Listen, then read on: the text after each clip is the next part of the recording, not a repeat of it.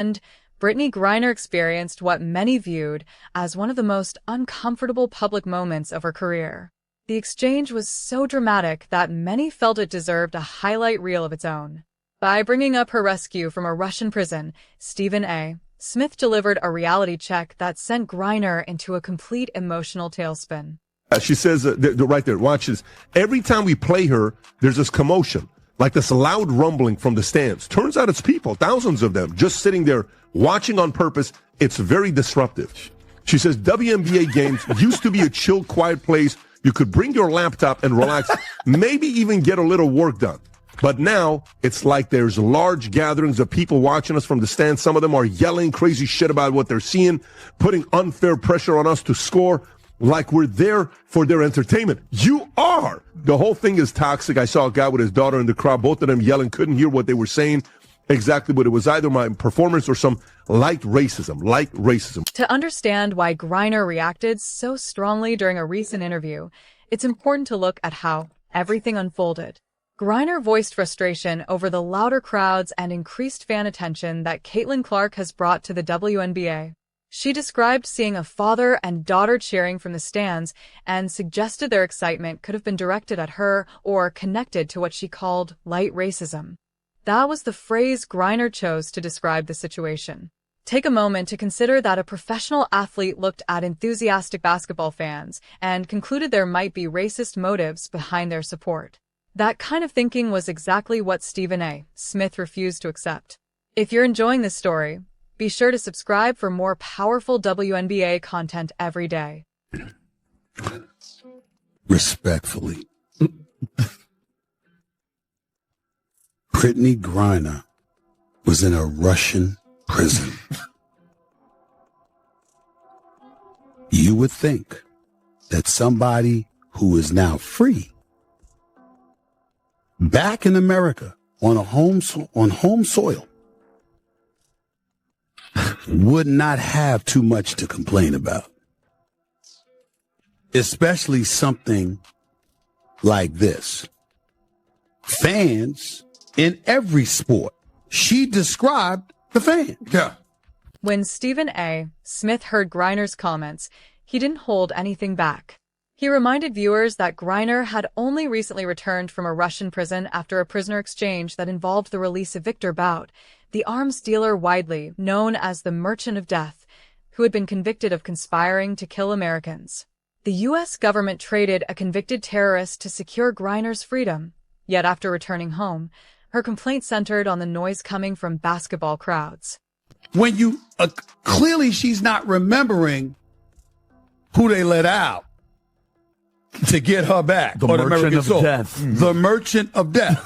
An arms dealer that wanted to kill American citizens, according to the reports. That's who they let out.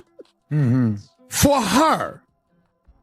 Even many of Griner's supporters found it difficult to defend her position because it came across as ungrateful and completely tone-deaf. But instead of acknowledging Stephen Yes' point, Griner's reaction became even more extreme. The comparison Stephen A. made hit especially hard. Here was someone who had truly experienced oppression, lost her freedom, and faced serious consequences, yet she was now using that platform to criticize Americans for showing excitement at basketball games. Rather than showing appreciation for what she had been through and the opportunities she had been given, she doubled down on the victim narrative and lashed out at Stephen A.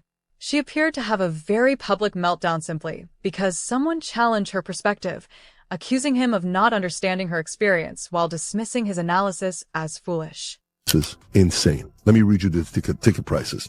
After Caitlin Clark's been hurt for 2 weeks. All right? So let's go through this. Caitlin Clark absence is having an immediate impact beyond the court. According to data shared by Yahoo Sports via TickPick, prices for 2 specific Indiana Fever away games against the Chicago Sky and the Washington Mystics dropped. The irony of Griner argued that the loud crowds were making it harder for her to play, yet her own comments and the reaction that followed created far more attention and distraction than any fans ever could. In many ways, She became exactly what she was criticizing, a distraction that shifted the focus away from the game itself. That irony was impossible to ignore. While Stephen Yes' reference to her rescue from a Russian prison was the sharpest part of his response, he also argued that her comments reflected a basic misunderstanding of what professional sports are all about. Fans don't buy tickets to sit in silence and clap politely. They come to celebrate, react to big moments, and bring energy to the arena.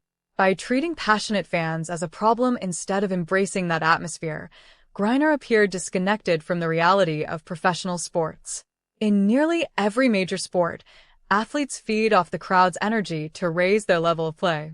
Her reaction also raised questions about whether several WNBA players were truly prepared for the level of attention the league has received over the past 25 years. For years, many players competed in an environment with limited accountability, little public criticism, and relatively low expectations. The racial element of Griner's original remarks was especially concerning because it assumed the worst about ordinary fan behavior. Caitlin Clark's arrival brought greater attention, tougher scrutiny, and much higher expectations, and it was clear that some players struggled to adjust to that change. Suggesting that a father and daughter cheering during a game could be motivated by racism reflected a mindset that looked for problems instead of recognizing that fans might simply be excited about basketball. Griner's decision to describe the crowd's reaction as light racism was exactly the type of careless language that Stephen A. Smith has challenged throughout his career. He also stressed that making accusations of racism without evidence or proper context can weaken the impact of addressing real racial issues while creating unnecessary division. Rather than reflecting on the criticism, Griner responded by attacking the messenger and portraying herself as the victim through a series of defensive social media posts, reinforcing many of the concerns people had raised about her mindset and approach to professional sports.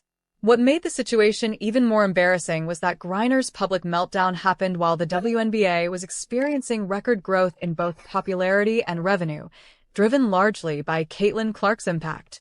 Instead of embracing the opportunities that came with the league's increased attention, Griner continued complaining, despite Stephen Yes' reminder of the prisoner exchange that helped secure her freedom, an event that has taken place during a period when WNBA players are earning more money than ever before.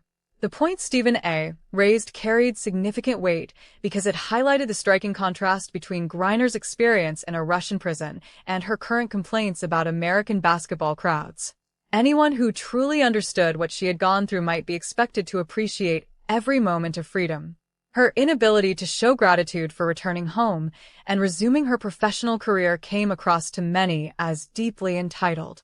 The U.S. government negotiated with terrorists to bring her back, yet she chose to focus on the noise level at basketball games, a response that many viewed as disconnected from reality. Her reaction also suggested that she struggled to accept legitimate criticism. Rather than attacking her personally or making unfair claims, Stephen A. challenged her comments with logical arguments and objective facts about her situation. Griner answered the criticism with anger and defensiveness, and the reaction only damaged her reputation further when compared